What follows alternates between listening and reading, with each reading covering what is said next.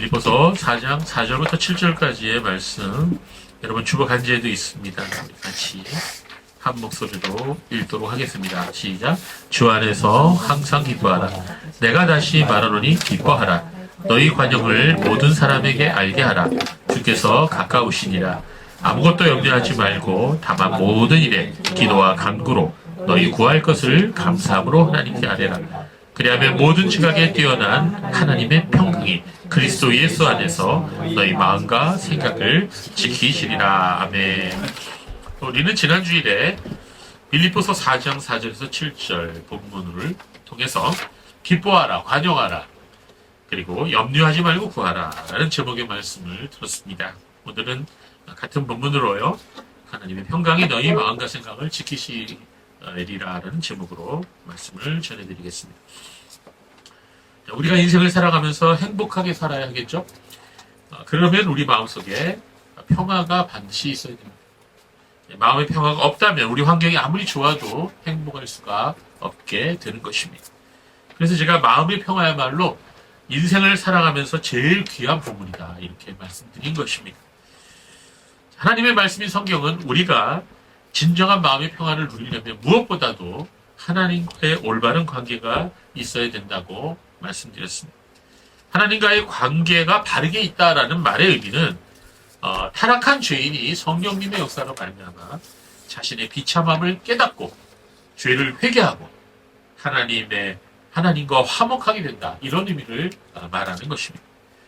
그렇게 할 때 우리는 진정으로 거듭나게 되고 또 진정한 회심의 열매를 맺게 되는 것입니다.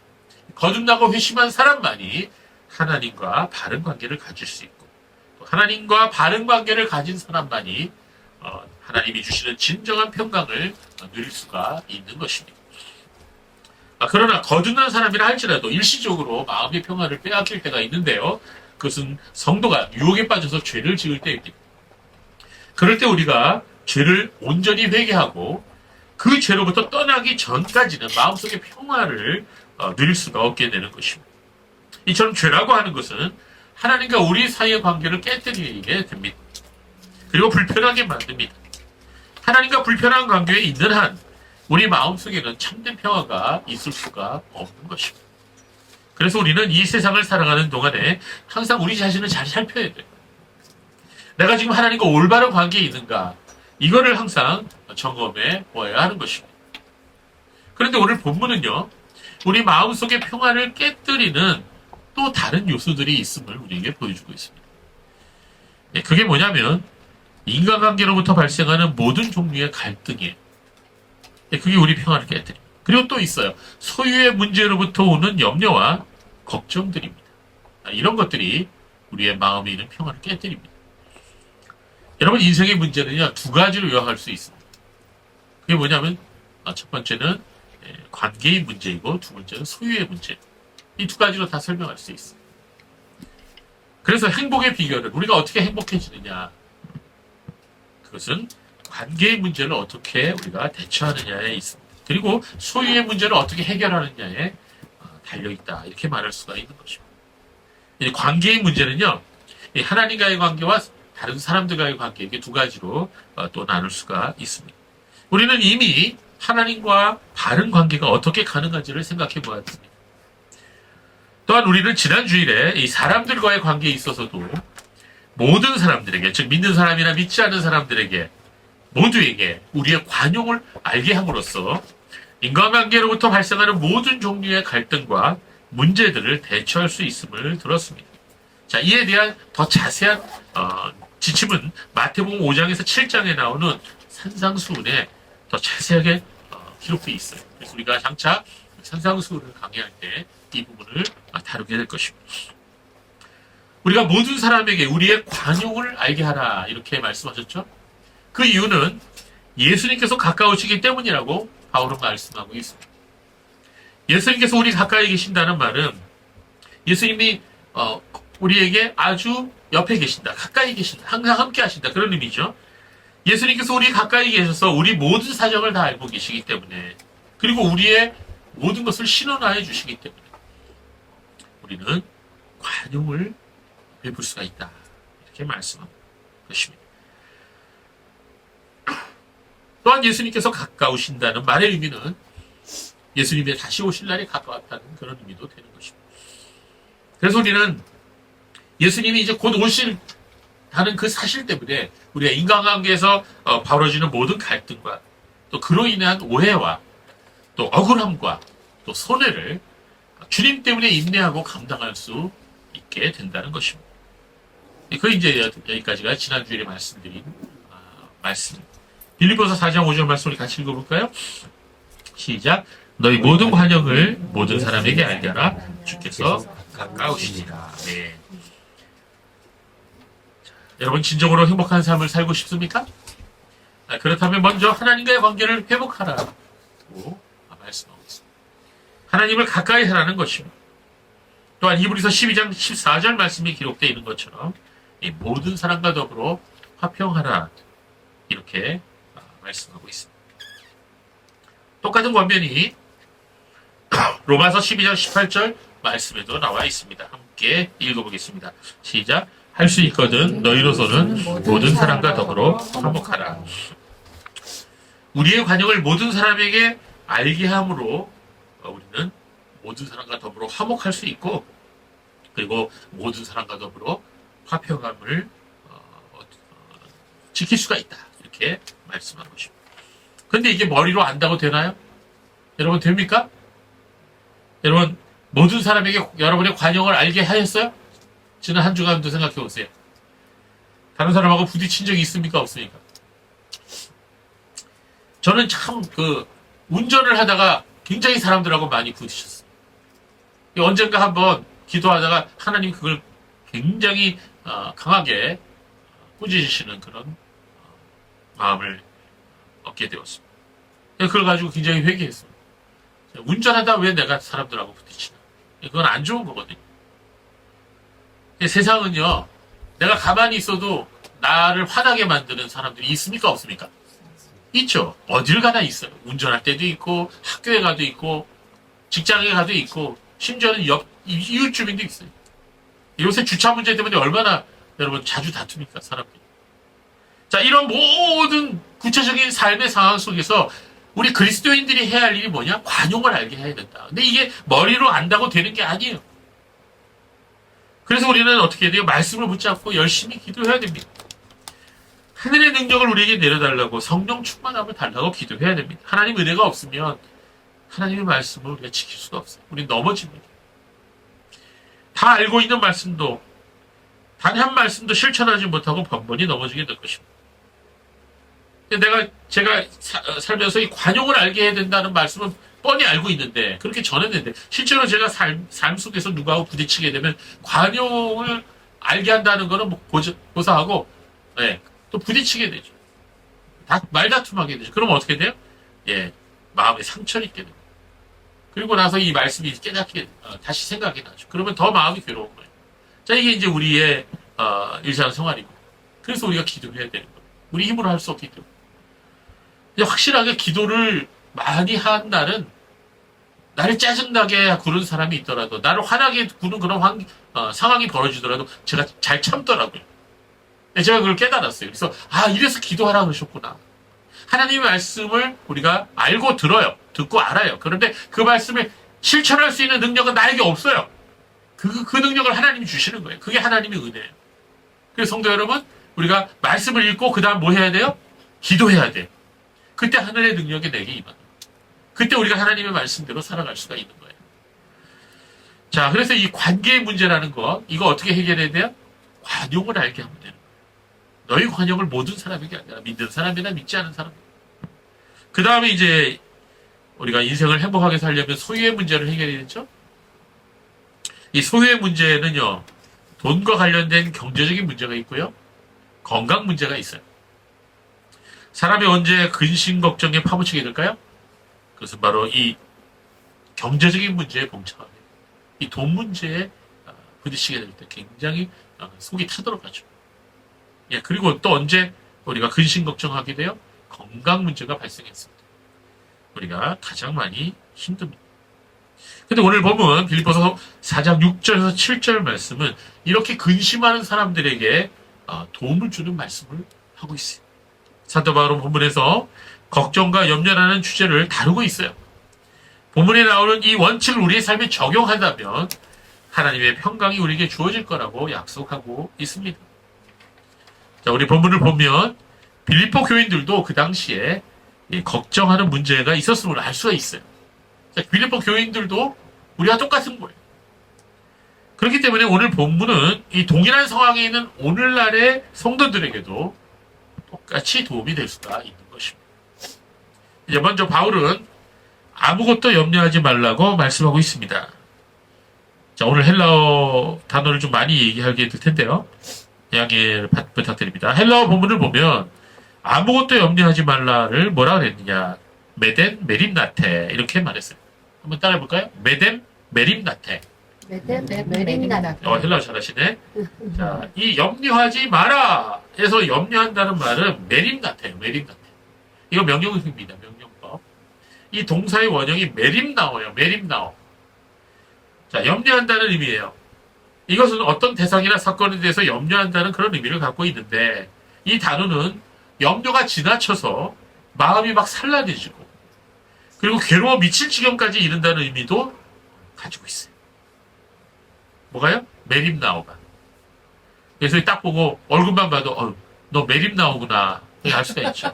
예, 메림나오. 예. 즉 메림나오는 어떤 것에 대해서 지나치게 염려함으로 마음과 생각이 흩어져서 산산조각이 난다. 그런 뉘앙스를 가지고 있는 거예요. 불안과 걱정으로 마음이 나뉘어 일이 손에 잡히지 않은 그런 상태를 메림나오라고 그래요. 우리 옆에 있는 사람 한번 얼굴 보세요. 메림나오가 지금 그런 상태에 있는지. 예, 몇 명이 보이네요. 예, 지금 메림나오 상태에 있는 분이 몇 명이 있습니다. 사도 바울은 고린도후서 17장 10절에서 두 종류의 근심에 대해 말씀하고 있습니다. 같이 읽어볼까요? 굉장히 중요한 구절인데요. 시작. 하나님의 뜻대로 하는 근심은 후회할 것이 없는 구원에 이르게 하는 회개를 이루는 것이요. 세상 근심은 사망을 이루는 것이다. 자, 여기 두 가지 근심이 있는데 첫 번째는 뭐예요? 하나님의 뜻대로 하는 근심. 이 근심은 구원에 이르는 회개를 가져오기 때문에 후회할 것이 없다 그랬습니다. 유익이 된다는 거죠. 즉 나를 돌아보고 내 죄와 악을 깨닫고 그것 때문에 마음 아파하는, 그것 때문에 근심하는, 그럼으로써 회개하도록 하는 그러한 근심을 말합니다. 이러한 근심과 염려는 우리에게 유익한 것이죠. 그러나 또 다른 근심이 있는데 그것은 세상 근심이에요. 이 근심은 사망을 가져오는 것이라고 말씀했습니다. 오늘 본문 빌립보서 4장 6절에 나오는 메림나오가 바로 그런 근심이에요. 예, 세상 근심입니다. 사망을 가져오는 거예요. 예, 아주 독소가 가득한 근심입니다. 염려나 근심은요, 문제 해결에 전혀 도움이 되지 않는다는 거예요. 오히려 문제를 더욱 악화시키고 더 나아가 자신도 파멸시킬 수가 있는 것입니다. 여러분, 염려한다고 주위 환경이나 상황이 바뀌나요? 그렇지 않죠. 안 바뀌어요. 이 염려가 바꿀 수 있는 게 딱 한 가지 있어요. 그게 뭐냐? 내 자신을 더 나쁜 상태로 변화시키는 거예요. 그게 염려가 하는 일이에요. 여러분, 세상 모든 남녀노소 사람들은요, 살아가면서 끊임없는 염려를 해요. 끊임없는 걱정을 합니다. 10대는 어떤 문제가 제일 크냐? 이거 뭐 이제 주관적인 거지만 진로 문제가 제일 크죠. 공부하는 거. 20대는 등록금, 학비 걱정, 이성 문제, 취업 문제. 20대가 별로 좋은 게 아닙니다. 저도 20대를 생각해보면 진짜 걱정이 많았어요. 30대는 비싼 주거비 문제. 우리나라 참 이게 심각하죠. 40대는 자녀 교육비 문제.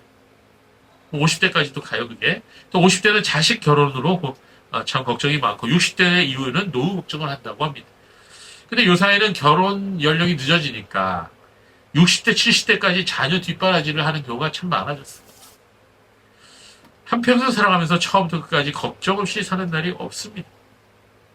그런데 이제 어떤 연구소에서 연구를 했는데요. 사람들이 하는 걱정을 쭉 조사해봤어요. 근데 이 대부분이 사람들이 걱정하는 문제들이 실제로는 별로 중요하지 않거나 쓸데없는 걱정을 하더라는 통계를 냈습니다. 그래서 이 연구소의 조사에 따르면 사람들이 걱정하는 일 중에서 실제로 일어나지 않는 일이 40%나 되더라고요. 일어나지도 않은 일 가지고 걱정하는 거예요. 또 이미 지나간 일이 30%라는 거예요.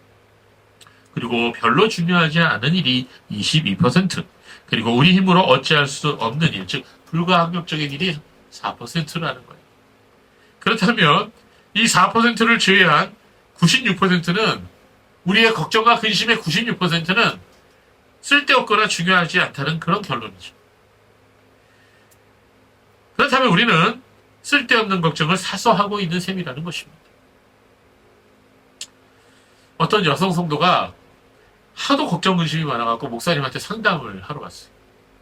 하나님께서 이 목사님에게 지혜를 주셔서 이런 권면을 하도록 하였습니다. 자매님, 집에 가셔서 라면 박스, 아무 상자나 좋으니까 그 상자를, 조기 상자를 조기로 싸서 거기다 염려 박스라 이렇게 크게 써 붙이시고 옆에 메모지와 펜을 놓으시고 그냥 머릿속에 이 걱정 근심이 올라올 때마다 그 메모지에다가 내용을 써서 그거 염려 박스에다 집어넣으십시오. 그리고 한 달 뒤에 그 박스를 가져오십시오. 이렇게 숙제를 해줬대요. 그래서 이 자매님이 목사님 말대로 한 달 뒤에 그 염려 박스를 가지고 다시 목사님에게 찾아왔습니다. 목사님은 그 성도에게 그 박스를 이제는 열어서 거기에 집어넣었던 그동안 집어넣었던 메모지를 한 장씩 읽어보라 그랬어요. 그 자매님은 목사님의 말대로 그 박스를 열어서 자기가 쓴 메모지를 하나씩 읽어보기 시작했습니다. 그런데 읽어보다가 피식 웃어요. 왜 그러냐면 제가 별걸 다 걱정했었네요. 지금 생각해보니까 왜 이런 걱정들을 제가 했었는지 이해가 안 되네요. 이렇게 말하더라는 거예요. 그러나 그 메모지를 적었던 순간만큼은 염려와 걱정 때문에 도무지 일이 손에 잡히지 않았다는 거예요. 여러분 무슨 말씀인지 아시겠어요? 성도 여러분, 사단이 노리는 게 바로 이거예요. 사단은 우리 마음속에 수많은 염려와 걱정을 집어넣어서 우리로 하여금 그것들에 매여 노예가 되도록 만드는 것입니다. 그러면 우리 마음이 순식간으로 갈라져요. 그래서 우리 마음이 혼란해지고 감사를 잃어버리고 작은 일에도 불안해하고 그리고 하나님을 바라보지 못하는 삶을 살아가게 되는 것입니다. 이게 이제 마귀가 바라는 것이죠. 그래서 사도 바울은 염려하는 사람들에게 이렇게 말합니다. 아무것도 염려하지 말고 오직 모든 일에 기도와 간구로 너희 구할 것을 감사함으로 하나님께 아뢰라. 이렇게 말씀하고 있는 것입니다. 자, 우리가 구하고자 하는 바를 감사함으로 하나님께 기도하고 간구하라. 이렇게 사도 바울은 말씀했습니다. 지난주에도 말씀드렸던 것처럼 우리 염려가 올라올 때마다 이 걱정 근심이 생길 때마다 그거를 뭘로 바꾸라고요?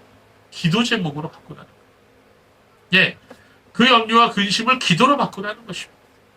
그리스도인은 염려와 근심을 기도 제목으로 바꿀 수가 있어요. 이게 얼마나 복된 복입니까? 이 염려하는 마음이 올라올 때마다 그 염려를 기도 제목으로 바꿔서 주님께 아뢰면 된다는 것이에요. 한번 실천해 보셨어요, 여러분? 한 주간 동안? 새까맣게 잊어버렸죠? 예. 이번 주 한번 실천해 보세요. 여러분, 염려는요, 우리의 마음을 여러 갈래로 흩어지게 만들지만, 기도는 우리의 마음을 집중하게 만듭니다.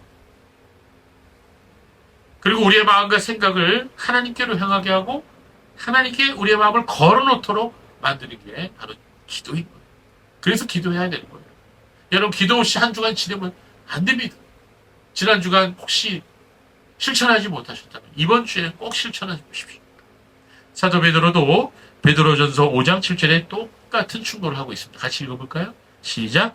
너희 염려를 다 주께 맡겨버리라. 이는 그가 너희를 돌보심이라. 자, 베드로는 우리의 걱정거리를 다 주님께 맡겨버리라고 명령하고 있습니다. 바울이나 베드로가 한 말이 다 똑같은 말씀인 것을 알 수가 있어요. 여러분, 걱정이라는 짐은요, 염려라고 하는 보따리는요, 우리가 짊어지고 가는 게 아니에요. 옛날에 재미있는 그 예화를 목사님들이 들으시죠? 시골에 이 버스 기사가 타발타발타발하고 운전하고 가는데 굉장히 옛날이죠. 저기에 웬 할머니가 보침을 커다란 거를 들고 힘겹게 가더라는 거예요. 그래서 할머니 어디까지 가세요? 차를 세우고 물어봤더니 저기 옆마을까지 가요. 그래서 어디 타서 제가 공짜로 태워드릴게요. 하도 안 됐으니까 어머니 생각이 나니까. 그러니까 할머니를 이제 버스 태워드렸는데 이 할머니가 앉지도 않고 그 보침을 이렇게 그대로 진 채로 이게 힘겹게 가더라는 거예요. 버스 안에서. 그래서 목사님이 얘기했어요. 아니 할머니, 그 보침을 왜 메고 있어요? 내려놓지. 그랬더니 뭐라 그래? 이거 태워준 것도 미안한데 이것까지 어떻게 내려놓습니까? 하더라는 거죠. 뭐 재밌는 얘기지만 이게 이제 우리의 모습이라는 거죠. 우리가 예수를 믿고 하나님을 알면도 불구하고 염려를 하나님께 맡기지 못한다는 거죠. 그냥 자기 혼자 다 걱정하고 있는 거예요. 짊어지고. 너희 염려를 다 주께 맡겨버리라. 이는 그가 너희를 돌보십니다. 여러분, 우리는 하나님께 맡겨야 됩니다. 그게 이제 해결의 출발점이 되는 것입니다. 여러분, 가족이나 친구 중에 자꾸 요새 어떡하지? 이렇게 불안해하는 사람이 있으면 이렇게 한번 질문해 보세요. 너 요새 기도 안 하지? 이렇게 얘기해 보세요. 자, 옆에 있는 분 보세요. 어떻게요? 얼굴이 염려하는 것 같아? 물어보세요. 너 기도 안 하지 요새? 예, 우리가 정말 기도하지 않으면 우리는 염려의 노예가 될 수밖에 없습니다. 사도 바울은 오직 모든 일, 기도와 간구로 너희 구할 것을 감사함으로 하나님께 아뢰라고 말씀하고 있습니다. 여기서 바울은 기도와 간구를 하나님께 드리라고 하였습니다. 여러분, 토요일 날 몇 시에 주무셨어요? 예, 저처럼 설교 준비하고 기도하느라고 좀 늦게 자는 거는 어쩔 수 없겠지만, 여러분 혹시 게임 하느라고, 영화 보느라고, 밀린 일 하느라고 토요일 날 늦게 주무시면 안 됩니다. 왜냐하면요, 토요일 날 늦게 주무시면 주일 준비를 못 하는 거예요. 여러분이 해야 할 주일 준비는 뭐예요? 예? 토요일 날 치킨 사 먹고 그러는 거예요? 아니에요. 여러분, 주일 준비를 토요일 날 어떻게 하는지 알려드릴게요. 토요일 날 푹 쉬세요. 일찍 주무세요. 그래야 주일 날 아주 맑은 정신으로 말씀을 들을 수가 있습니다. 그게 여러분이 영혼에 도움이 되는 거예요. 근데 토요일 날 자꾸 늦게 4, 5시에 자고 2, 3시에 자고 그럼 어떻게 됩니까? 제 말소리가 또 이렇게 좀 졸음을 유발하지 않습니까? 혹시?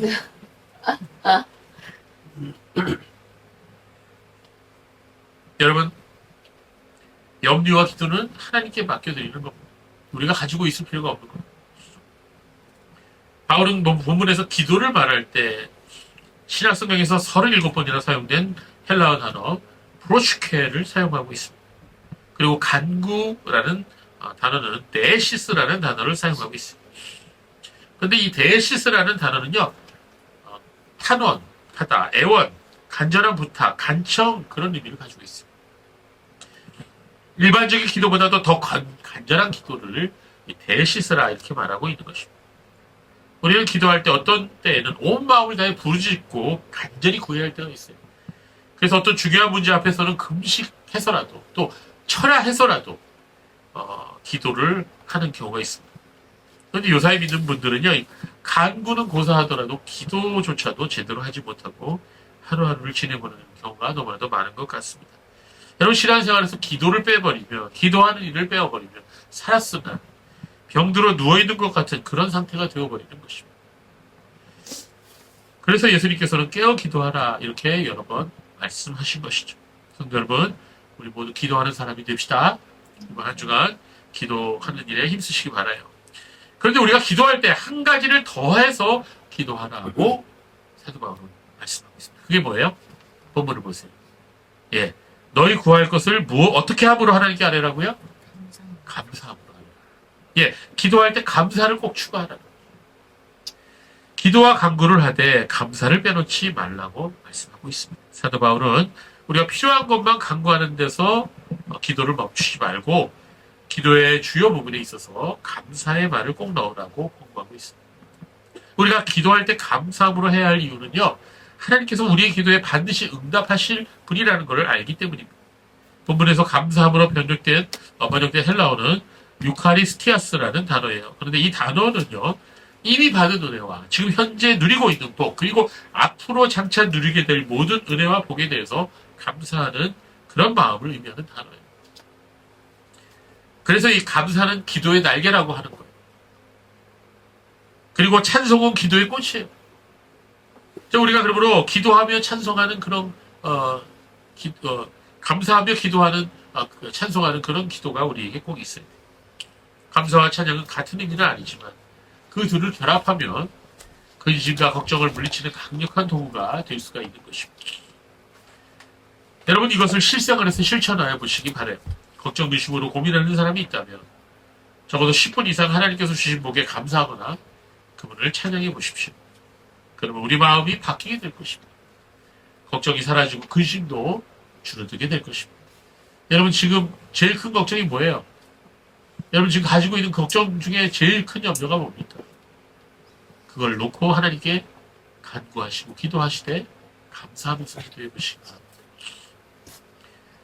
하나님께서 이렇게 당신의 말씀에 순종하는 자에게 놀라운 선물을 약속하셨는데요. 7절을 다시 한번 읽읍시다. 잠도 깰 겸 큰 소리로 한번 읽읍시다. 시작. 그리하면 모든 지각에 뛰어난 하나님의 평강이 그리스도 예수 안에서 너희 마음과 생각을 지키시리라. 네. 저도 이제 설교를 하는 입장이 아니라 설교를 듣는 회중에 앉아본 적이 많거든요. 저도 졸릴 때가 있어요. 설교 들으면. 그러면은 어떻게든지 안 졸린 척하려고 눈을 부릅뜨고 쳐다봅니다. 그래서 이렇게 보면요, 눈을 더 부릅뜨고 힘주는 분들이 좀 의심스러워요. 예, 그래도 보고 있는 게 낫죠. 그렇죠? 여러분, 이게 졸리는 건 정말 참을 수가 없어요. 어쩔 수 없어요. 제가 이해합니다. 여러분, 잠을 못 자고 몸이 피곤한데 어떻게 안 졸리겠어요. 그러나 여러분, 하나님 말씀 들을 때 우리가 졸지 않는 게 우리에게 좋겠죠? 자, 오늘 빌립보서 4장 7절에 이런 말씀이 있습니다. 인간의 지각을 뛰어넘는 평강, 즉 모든 지각에 뛰어난 하나님의 평강이라는 표현이 있습니다.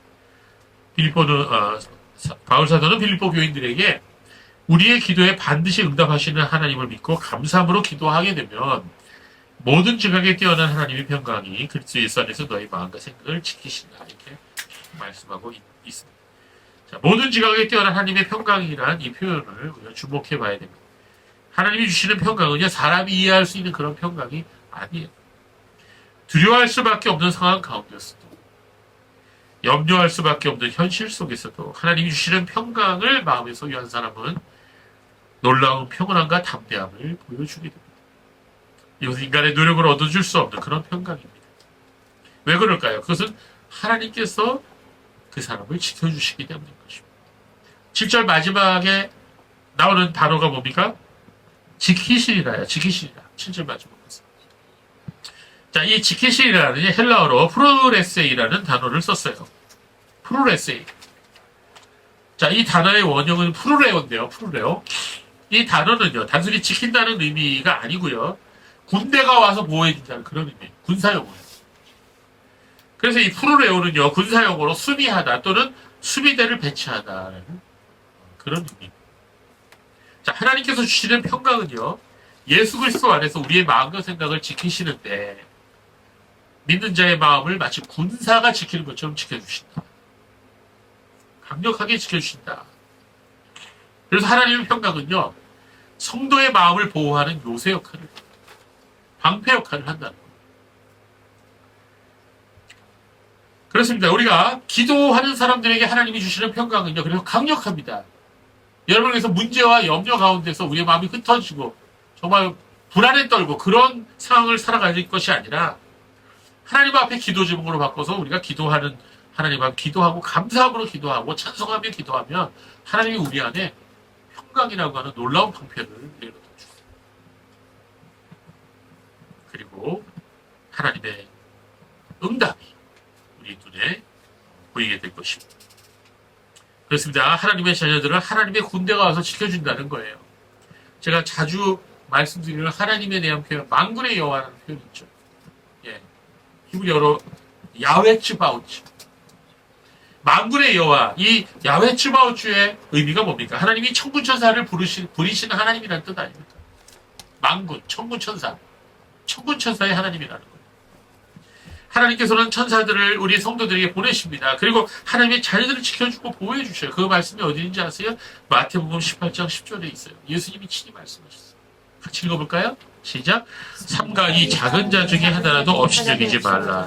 너에게 말하노니 그들의 천사들이 하늘에서 하늘에 계신 내 아버지의 얼굴을 항상 내봅니다. 이 수호 천사가 여기서 나온 거예요. 하나님의 자녀들을 하나님의 천사가 지키고 있습니다. 예수님께서는 그들의 천사들이라고 말씀하셨어요. 그렇습니다. 하나님께서는 당신의 자녀들을 지키시려고 천사를 보내 보호하시는 것입니다. 우리의 몸도 지키지만 무엇보다 우리의 마음과 생각을 지키신다는 거예요. 우리의 이해를 초월하시는 하나님의 평강이 그리스도 예수님 안에서 우리의 마음과 생각을 모든 염려와 사단의 공격으로부터 지켜주신다는 것입니다. 잠언 16장 32절 중 유명한 말씀이죠. 마음을 지키는 것이 성을 빼앗는 것보다 낫다고 말씀하셨습니다. 그래서 우리는 마음을 지켜야 돼요. 자, 제가 자주 말씀드리는 것처럼 사람의 마음이 뭐와 같다고요? 잠수함의 조종실과 같다. 이 조종실을 적에게 빼앗기면 제 아무리 다른 거가 잘 돌아가도 엉뚱한 데로 가는 거예요. 폐항으로 가는 거예요. 폐항으로. 예? 마음을 빼앗기면 모든 것을 빼앗기는 것과 같습니다. 마음이 가라는 대로 가게 되고 마음이 원하는 대로 행동하는 거죠. 그래서 우리는 마음을 반드시 지켜야 됩니다. 마음을 죄에게, 마음을 마귀에게 내어주면 안 됩니다. 내 마음을 주장하고 다스리실 수 있는 분은 오직 주님 한 분이에요. 자, 오늘 본문 보십시오. 하나님의 평강이 우리 마음과 생각을 지키신다 그랬습니다. 성경에서 이 마음이란 헬라어로 카르디아인데요. 이게 심장이란 뜻이에요. 자, 우리의 생명의 중심이며 모든 의지와 감정의 주체가 바로 이 카르디아입니다. 자, 하나님의 평강이 우리의 카르디아를 지킨다 그랬어요. 우리의 마음의 중심을 지킨다 그랬어요. 우리의 생명을 지킨다 그랬어요. 또 우리의 마음과 생각을 지킨다고 했는데 이 생각은 노에마입니다. 노에마. 헬라어로. 이것은 사람의 지식과 지성, 이해와 의도, 모든 생각을 가리키는 단어입니다. 이렇게 카르디아와 노에마를 하나님의 평강이 지켜주신다. 우리의 마음과 생각이 세상의 염려와 근심들로 가득 차게 되면 우리의 삶은 사단이 꼭두각시가 되어버릴 수밖에 없는 것입니다. 평안을 잃어버리고 두려움이 휩싸여 불안에 떠는 생활을 살아가게 됩니다. 그러니까 자꾸 어떻게 돼요? 짜증을 내죠. 그리고 자꾸 말로 실수하게 됩니다. 그것이 이제 내게 스트레스로 쌓여서 결국은 내 몸을 망쳐요. 고혈압이 생기고 소화불량이 생기고 염증이 생기고 그게 더 나아가면 이제 큰일 나는 거예요. 그러나 하나님께 마음을 고정시키는 사람, 기도와 간구로 그 원하는 바를 감사하고 하나님께 아뢰는 사람은 이 세상이 줄 수 없는, 이 세상이 이해할 수도 없는 놀라운 평화를 하나님 그 마음과 생각에 주셔서 지키게 하신다. 이게 얼마나 중요한 말씀이죠. 그래서 예수님께서 이렇게 말씀하신 것이죠. 요한복음 14장 27절 말씀을 우리 지난주에도 읽었지만 다시 한번 읽어봅시다. 시작. 평안을 너에게 끼치노니 곧 나의 평안을 너에게 주노라. 내가 너에게 주는 것은 세상이 주는 것과 같이 아니하니라. 너희는 마음에 근심하지도 말고 두려워하지도 말라. 아멘. 이 험한 세상에서 누가 여러분을 지켜줍니까? 한치 앞의 일도 내일 일도 알 수 없는 이 세상에서 누가 우리를 보호해 줍니까? 여러분이 들어놓은 보험입니까? 암호화폐예요? 주식이에요? 아니면 가족들일까요? 인맥일까요? 자, 이런 것들이 조금 도움이 될 수 있을지 모르지만 결국은 아무것도 우리를 위해서 해줄 수 없습니다. 오직 전능하신 하나님, 땅끝까지 창조하신 여호와 하나님께서만이 저와 여러분을 지켜주실 수 있습니다. 명심하십시오. 저는 오늘 이 본문 빌립보서 4장 6절과 7절을 읽어볼 때 놀라지 않을 수 없었습니다. 이 짧은 두 구절 안에 너무나 많은 영적 진리들이 가득 담겨 있었기 때문입니다. 이런 걸 뭐라 그래? 엑기스라 그래, 엑기스. 오늘 본문 말씀만 가지고도 책을 여러 권 쓸 수 있을 정도로 정말 단어 하나하나마다 놀라운 하나님의 능력과 영광과 섭리가 담겨 있습니다. 자, 성경 말씀 중에 외워야 할 구절이 있다면 이 구절들이 빠질 수가 없죠. 빌립보서 4장 6절 7절 말씀 정말 빠질 수가 없습니다. 여러분 외우고 실천하십시오. 그대로 여러분의 삶에 적용하십시오. 이 말씀이 나를 주장하시도록 하십시오. 그것이 바로 그리스도인의 행복한 삶의 비결입니다. 말씀을 맺겠습니다. 그리스도인의 행복한 삶은 하나님과의 바른 관계로부터 시작됩니다. 하나님과의 바른 관계를 계속해서 유지하려면 우리가 죄로부터 우리 자신을 깨끗하게 해야 됩니다. 그리고 하나님 앞에 날마다 기도와 간구로 나아가야 됩니다. 하나님께서는 그의 마음이 주께 머무는 자를 평강으로 지키실 것입니다. 하나님께서는 하나님으로 인하여 기뻐하는 자를 어떠한 환경에서도 하나님만 의지하는 사람을 평강으로 지키실 것입니다. 우리는 주 안에서 기뻐하고 우리가 만나는 모든 사람에게 관용을 베풀 수가 있습니다. 왜냐하면 우리 주님께서 가까우시기 때문입니다. 우리가 살아가는 매 순간마다 걱정과 염려와 근심의 파도가 우리에게 몰려오겠지만 하나님의 말씀에 순종하여 기도하는 사람에게는 그 모든 것이 기도 제목이 될 수가 있고 하나님의 놀라운 능력과 평강을 경험하게 되는 은혜의 통로가 되게 될 것입니다. 고린도서 3장 15절 말씀을 우리 읽고 말씀 마치겠습니다. 같이 읽겠습니다. 큰 소리 읽으세요. 시작. 그리스도의 평강이 너희 마음을 주장하게 하라. 너희는 평강을 위하여 한 몸으로 부르심을 받았으니 너희는 또한 감사하는 자가 되라. 아멘. 기도하겠습니다.